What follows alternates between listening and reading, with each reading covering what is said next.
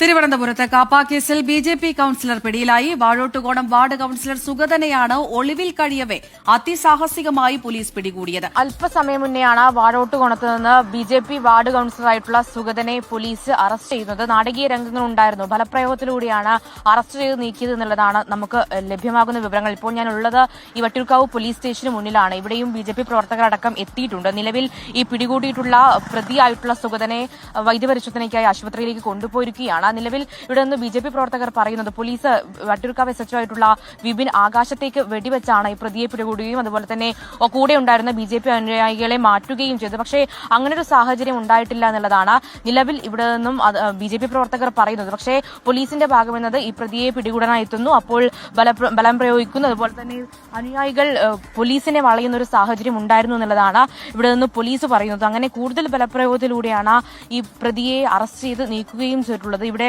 Police സ്റ്റേഷനിൽ എത്തിച്ച ശേഷം പ്രതിയെ ജനറൽ ആശുപത്രിയിലേക്ക് വൈദ്യപരിശോധനയ്ക്ക് കൊണ്ടുപോയിരിക്കുകയാണ്. അതിൽ ഈ പ്രതിയായിട്ടുള്ള വട്ടിയൂർക്കാവ് വാർഡ് കൌൺസിലറായിട്ടുള്ള സുഗതന്റെ പേരിലുള്ള കേസ് എന്ന് പറയുന്നത് വധശ്രമ കേസാണ്. മുന്നേയും നിരവധി ക്രിമിനൽ കേസുകളിൽ പ്രതിയായിട്ടുള്ള ആളാണ് സുഗതൻ. അതിൽ ഈ വാർഡ് കൌൺസിലറായി അല്ലെങ്കിൽ ഈ സ്ഥാനാർത്ഥിത്വം അടക്കം വലിയ വിവാദങ്ങൾ ഉണ്ടാവുകയും ഒക്കെ ചെയ്തതാണ്.